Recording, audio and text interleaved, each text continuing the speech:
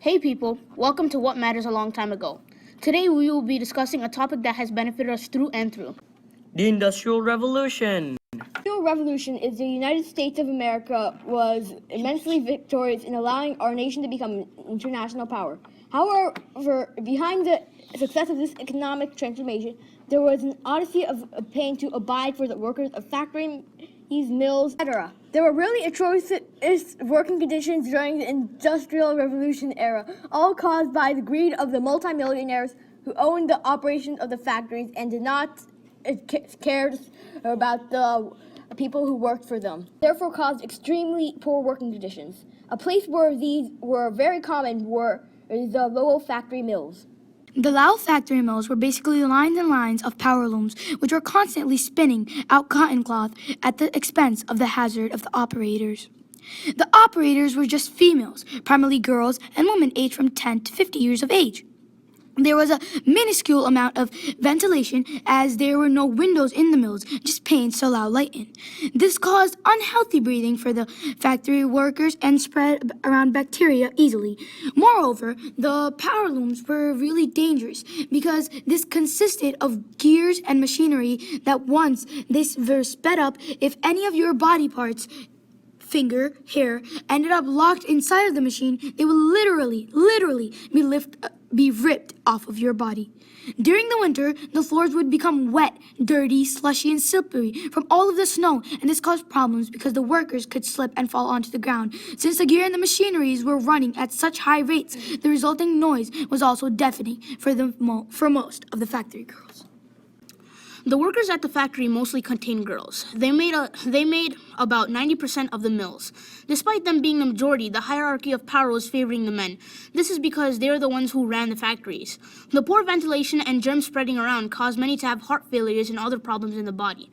The little girls also had what was referred to as the cough. As a result, there were numerous resulting casualties in the mills.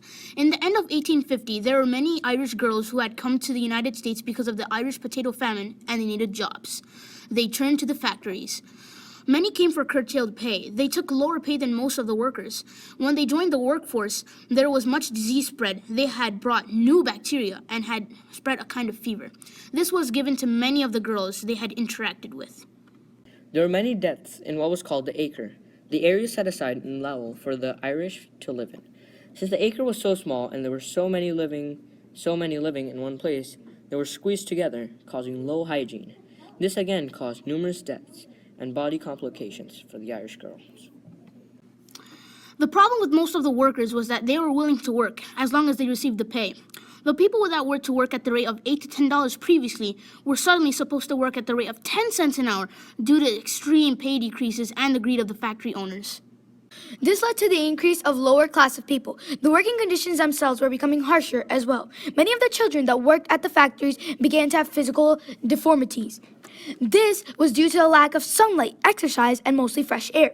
This caused them to have bronchitis, which in the mills was known as the cough. This caused the death of many of the women that would work in the weaving room. This caused many of the workers to leave and also die. This unhealthy style of the working conditions themselves had caused many of the working force to rebel against the multimillionaires. There were rebellions that had been made by factory girls that had wanted to get better work conditions in the lower mills. Today we have a guest to talk about a similar topic. Liddy Worthen. My name is Liddy Worthen. I am thankful to these kind men for having me speak on this podcast about the substantial truth of those textile mills and about women's education.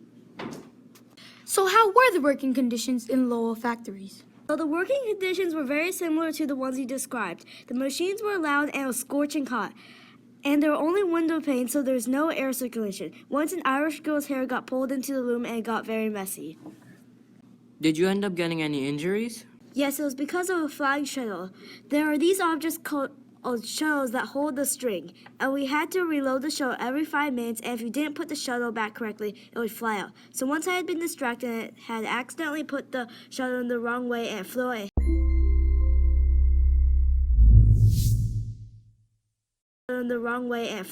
Hit me in the side of my head. And how did you get your education? Was it hard? There weren't many college opportunities for a woman at this time because women at the time were not considered to have an education or occupation. However, there was one college which would accept women, and it was Oberlin College. From there, I pursued a degree in political science, and after my 4-year education at Oberlin College, I became a women's rights advocate. It was not very difficult to study at Oberlin College because they did not have very advanced courses. Well, thank you so much for being interviewed for our What Matters a Long Time Ago podcast, and I hope you have inspired the generation of women and men alike. Well, that's it, folks, for today's. Join us next time for What Matters a Long Time Ago. Yeah!